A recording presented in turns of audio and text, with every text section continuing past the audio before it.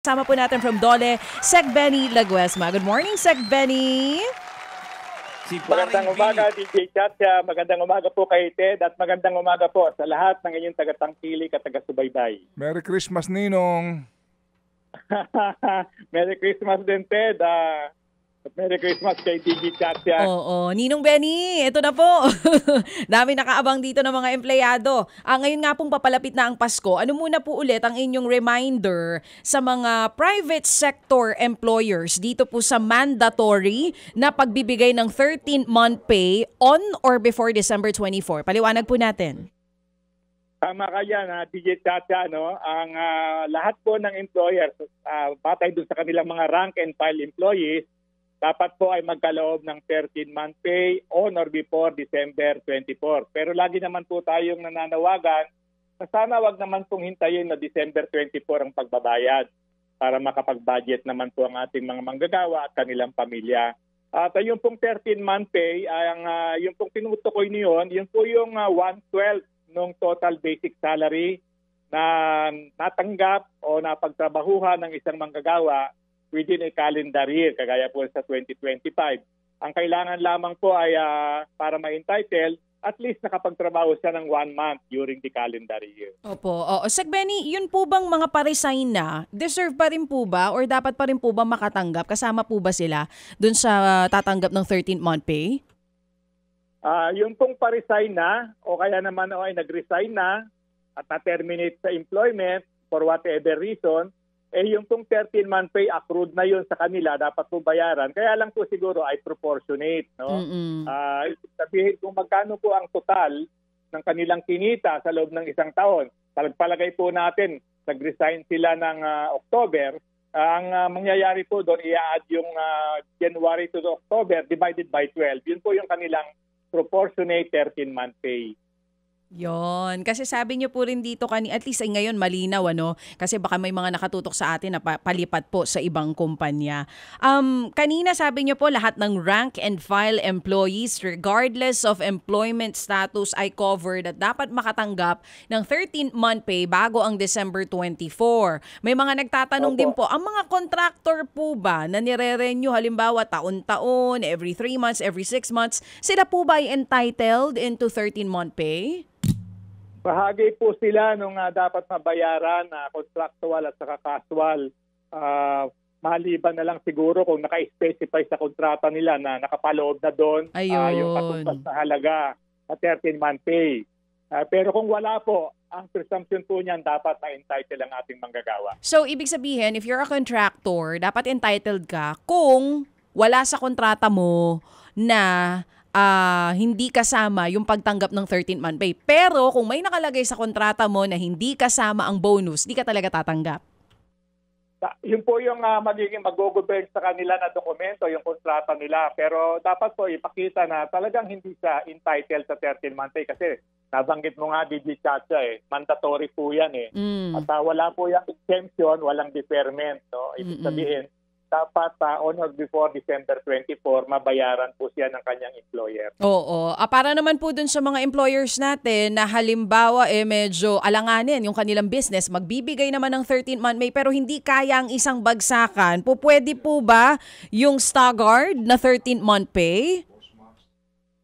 Dapat po mapag-usapan nila ang paraan kung paano po sila makapagbabayad kasi nga po merong mandato, obligado na on or before December 24, dapat po mabayaran yung 13th-month pay. Ngayon, kung nakita naman po talaga ng mga manggagawa na kailangan din naman na medyo matulungan at patiyak lamang na mababayaran sila, batay po yun sa kanilang kasunduan o agreement. So pinapayagan, depende na lang yung sa usapan ng employer at saka po nung empleyado. Pero ano naman ang posibleng, ito taon-taon natin ito pinag-uusapan pero baka makalimot yung iba dyan . Ano nga bang parusan haharapin ng mga employers na hindi susunod o hindi magbibigay ng 13th-month pay bago mag-December 24? Sana nga, DJ Chacha, wag nang umabot doon kasi dapat talaga mabayaran. Pwede po silang mabigyan ng kaso, magkaroon po sila ng liabilidad, pwede po na mapakita, lalo kung unjustified po ang refusal nila, pwede po silang mabigyan ng karampatang parusa batay po naman sa umiiral na provision ng ating pong labor code. Oo. Meron na po ba kayo nasampulan itong mga nakaraang taon? Sa pagkakatanda ko po, wala naman pong ganong klaseng sitwasyon pa na nakaabot sa aking kaalaman. So ibig sabihin in compliance itong mga employers na talagang sumusunod sila dito sa patakaran ng DOLE. Yun ang ating assumption, DJ Chacha, unless nga merong magpaabot sa atin ng reklamo na hindi sila binayaran at kaagad naman po titignan ng Department of Labor and Employment upang matulungan ng manggagawa.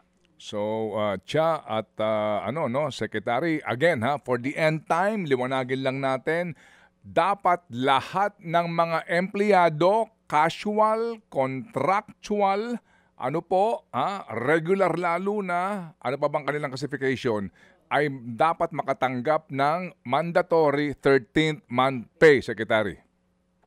Yes po, Ted. Yun po yung nakalagay sa ating batas, yung coverage ng ating 13-month pay. Opo. Paano po kung yung contractual or yung casual employee ay may kontrata sa employer na nagsasabi otherwise?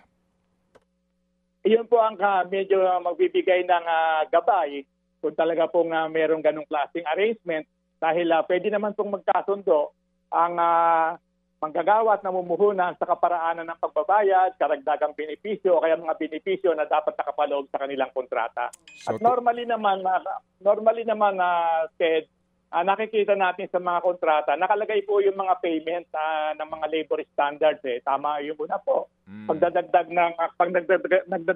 nagkaroon po ng karagdagan sa sweldo, dapat po may adjustment. At kung may adjustment po ang umiiral na wage, minimum wage ng mga manggagawa, dapat magkaroon din po ng adjustment sa kanyang tatanggapin na 13-month pay. Pero to answer po my question, Attorney, Secretary, direktamente po nakasagutan kapag ang kontrata between me, the employer, and Chacha, the employee, bilang isang contractual employee at nakalagay sa kontrata na ang kontrata mo lamang is good for 6 months or 1 year, ito saswelduhin mo, wala nang iba, walang kasamang 13th month pay, pwede po yung maging dahilan para hindi magbigay ng 13th month pay yung employer.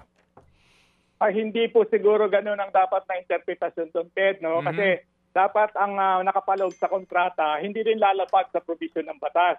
Kung entitled po ang isang manggagawa sa 13-month pay, kahit nabanggit ko nga kanina, na ang requirement lamang nakapagtrabaho ng at least 1 month during a calendar year, dapat po magkaroon din siya ng karampatang bayad sa mga benepisyo na kapaloob at hindi po dapat lalabag sa batas.